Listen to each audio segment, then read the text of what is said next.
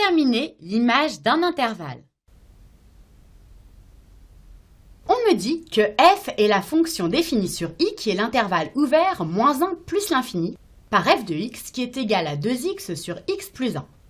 Première question, on me demande de justifier que f est dérivable sur l'intervalle i, puis de calculer f' de x.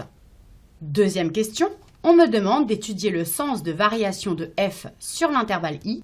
Et enfin, troisième et dernière question, on me demande de déterminer l'ensemble J, image par f de l'intervalle i. Première question, on me demande de justifier que f est dérivable sur l'intervalle i, puis de calculer f' de x. Et on me redonne l'intervalle i qui est l'intervalle ouvert moins 1 plus l'infini et f de x qui est égal à 2x sur x plus 1. Alors ici, on me demande d'abord de justifier que f est dérivable sur i. Alors là, on me le demande vraiment explicitement, mais en fait, je sais qu'il faut que je le fasse systématiquement. Donc c'est parti. Donc quand je regarde f, eh bien je vois que c'est de la forme u sur v, avec u de x qui est égal à 2x et v de x qui est égal à x plus 1. Eh bien, aussi bien u de x que v de x, eh bien en fait, c'est deux fonctions affines qui sont définies, continues et dérivables sur R, donc sur cet intervalle. Par contre ici, x plus 1, eh bien c'est au dénominateur, donc je veux que ça ne s'annule jamais. Donc je vais vérifier que ça ne s'annule jamais. Donc je vais noter tout ça. F est de la forme u sur v, avec u de x qui est égal à 2x, et v de x qui est égal à x plus 1. U et v sont deux fonctions affines.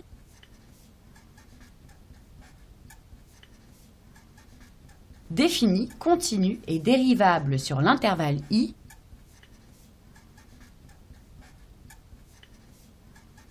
qui est l'intervalle ouvert moins 1 plus l'infini.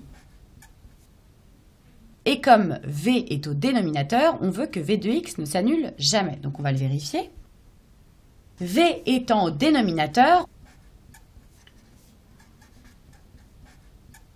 on veut que pour tout x appartenant à l'intervalle i, v de x soit différent de 0. Alors on va regarder ce que ça donne. Donc on veut que x plus 1 soit différent de 0, ce qui équivaut à x différent de moins 1. Or l'intervalle i exclut la valeur moins 1, donc il n'y a pas de souci. Donc v de x est bien tout le temps différent de 0. Maintenant, je peux calculer f' de x. F est donc défini et dérivable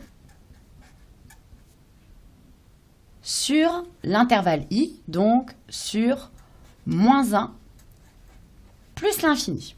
Alors maintenant, je vais chercher à dériver f de x. Alors, je vais le noter f' de x. Et je sais que f de x, donc je viens de le voir, c'était de la forme u de x sur v de x avec u de x qui est donc le numérateur, donc 2x, et v de x qui est donc le dénominateur, x plus 1. Alors, pour dériver un quotient de fonction, eh bien je sais que c'est une formule. Alors peut-être que je pourrais avoir un petit rappel de cours, soit je la connais, soit je la recherche. Alors, qu'est-ce que ça me dit? Dériver d'un quotient. U et v sont des fonctions dérivables sur i. Et pour tout x appartenant à i, v de x est différent de 0. C'est exactement ce qu'on vient de chercher. Alors, la fonction u sur v est dérivable sur i, et u sur v', donc c'est-à-dire la dérivée de u sur v, est égale à u'v moins uv' sur v carré. Et bien c'est parti. On va donc appliquer la formule. D'abord, il faut que je trouve u' de x. Et c'est donc égal à la dérivée de 2x. Donc si je dérive 2x, le x il s'en va, il me reste le 2. Et v' de x, de la même façon, si je dérive x, ça me donne 1. Et si je dérive 1, ça me donne 0. Donc maintenant, je peux appliquer ma formule qui me disait que f' de x est égal à u' de x fois v de x moins u de x fois v' de x sur v de x au carré. Bon, j'ai plus qu'à remplacer ce que je viens de trouver. Alors, U', j'ai vu que c'était 2, fois V de x, x plus 1, moins U de x, 2x, fois V' de x, fois 1. Hop. Sur V de x au carré, donc sur x plus 1 au carré. Bon, ici, je vais un petit peu simplifier. Donc, si j'enlève les parenthèses, ça me donne 2x plus 2, moins 2x sur x plus 1 au carré. Au final, pour tout x appartenant à mon intervalle i, je trouve que f' de x est égal à, donc là, 2x moins 2x, ça s'annule, donc 2 sur x plus 1 au carré. Je souligne ma solution et je vérifie. Et j'ai bien, pour tout x appartenant à mon intervalle i, f' de x est égal à 2 sur x plus 1 au carré. Question 2, on me demande d'étudier le sens de variation de f sur l'intervalle i. Alors, pour étudier le sens de variation de f, je sais qu'il faut que je me serve de ma dérivée, donc c'est-à-dire de f' de x. Alors peut-être que je pourrais avoir un petit rappel de cours qui pourra me donner la corrélation entre f' de x et f, et ben voilà. Théorème. F, une fonction dérivable sur un intervalle i, est de fonction dérivée f'. Si f' de x est positif pour tout x appartenant à i, alors f est strictement croissante sur i. Si f' de x est strictement négatif pour tout x appartenant à i, alors f est strictement décroissante sur i. Et enfin, si f' de x est égal à 0 pour tout x appartenant à i, alors f est constante sur i. Et bien, très bien.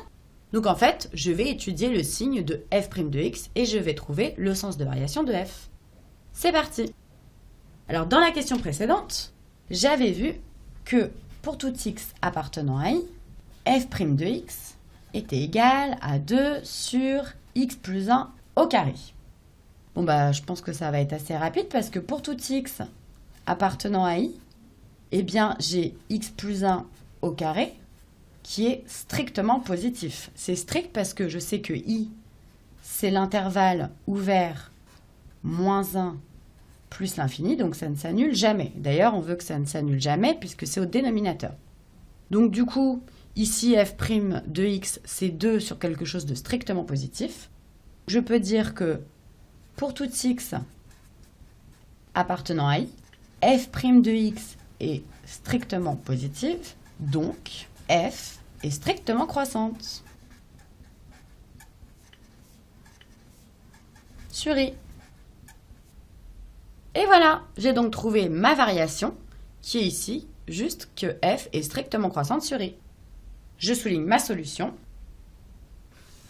et je vérifie. Et j'ai bien f qui est strictement croissante sur i. Troisième et dernière question, on me demande de déterminer l'ensemble J, image par f de l'intervalle i. Alors, l'image d'un intervalle, ça va être un autre intervalle. Donc ici, on me demande de trouver l'intervalle J. Alors, pour trouver l'image d'un intervalle, eh ben déjà, je pourrais peut-être refaire un petit tableau de variation. Donc, x déjà est compris sur l'intervalle i. Donc, l'intervalle i, j'ai vu que c'était moins 1, donc exclu. Donc, les valeurs interdites, je me souviens que je fais une double barre, plus l'infini. J'ai vu que f' de x était strictement positif, donc f est strictement croissante. Hop. Donc ici, j'ai mon intervalle i, et en fait l'intervalle j, eh ben c'est ça, c'est l'image de i par f, et en fait ici ça va être les bornes. Alors déjà, je vais regarder ici la limite de f de x en moins 1. Alors, je ne peux pas regarder f de moins 1 parce que c'est une valeur interdite. Donc, je vais regarder en fait la limite de f de x en moins 1. Alors, c'est parti. Limite de f de x lorsque x tend vers moins 1 et par les valeurs positives, c'est-à-dire x plus grand que moins 1. Alors, f de x, je me rappelle que c'était 2x sur x plus 1. Lorsque x tend vers moins 1 et que x est plus grand que moins 1. Alors déjà, je vais m'intéresser au numérateur. Or, limite de 2x, lorsque x tend vers moins 1, eh bien c'est 2 fois moins 1, c'est moins 2. Et limite de x plus 1 lorsque x tend vers moins 1 par les valeurs positives, c'est-à-dire quand il est plus grand, eh bien c'est 0, mais 0 plus. Alors si on a un petit doute, on prend un exemple. Par exemple, x qui tend pour le signe, x qui tend vers moins 1, donc on n'a qu'à prendre moins 0,5, eh bien moins 0,5 plus 1, ça va faire 0,5 et c'est positif. Donc on voit qu'on est dans les valeurs positives. Ça veut dire que la limite de f de x lorsque x tend vers moins 1 par les valeurs positives, eh bien c'est égal à la limite, si je fais un changement de variable, bon, ce qui me pose problème c'est le bas, donc je vais poser, donc en haut ça tend vers moins 2, sur grand X, où je pose grand X qui est égal à x plus 1. Donc en fait, quand petit x tend vers moins 1, eh bien grand X tend vers 0 plus. Et donc, moins 2 sur 0 plus, ça me fait moins l'infini. Donc maintenant, je peux rajouter dans mon tableau de variation que la limite de f de x en moins 1, c'est moins l'infini. Moins l'infini. Et maintenant, je vais regarder la limite de f de x en plus l'infini. C'est parti. Donc, limite de f de x lorsque x tend vers plus l'infini. Alors, si je regarde donc f de x, je me rappelle que f de x, c'est 2x sur x plus 1. Donc, si je regarde la limite du numérateur, donc c'est-à-dire de 2x, lorsque x tend vers plus l'infini, c'est plus l'infini. Et la limite du dénominateur, donc de x plus 1, lorsque x tend vers plus l'infini, infini plus 1, ça me donne plus l'infini. Alors, si je fais le quotient des limites, ça me donne infini sur infini, et ça, c'est une forme indéterminée. Alors, souvent, quand j'ai une indétermination, en plus ou moins l'infini, je factorise par le monôme de plus haut degré. Alors là, quand je regarde l'expression de f de x, eh bien, je vois que le monôme de plus haut degré, ici en haut, c'est x, et en bas, c'est x aussi. Donc, je vais factoriser en haut et en bas par x. Alors, en haut, si j'enlève le x, il me reste que le 2. Hop. Ici, si je factorise par x au dénominateur, il me reste 1. Et le 1 devient 1 sur x. Ici, je vais simplifier les x. Et maintenant, j'ai une nouvelle expression de f de x. Et je vais me servir de cette expression pour trouver la limite en plus l'infini. Alors, la limite en haut de 2, c'est 2. Et la limite en bas, donc je sais que limite de 1 sur x lorsque x tend vers plus l'infini, quand on divise par quelque chose de très grand, eh bien c'est 0. Donc, la limite du dénominateur en plus l'infini de 1 plus 1 sur x, 1 plus quelque chose qui tend vers 0, eh bien c'est 1. Donc, la limite de f de x lorsque x tend vers plus l'infini, eh bien c'est 2 sur quelque chose qui tend vers 1, donc c'est 2. Je vais pouvoir le rajouter dans mon tableau de variation. Super. Donc là, je peux rajouter 2. Alors peut-être que là, j'ai trouvé mon ensemble J.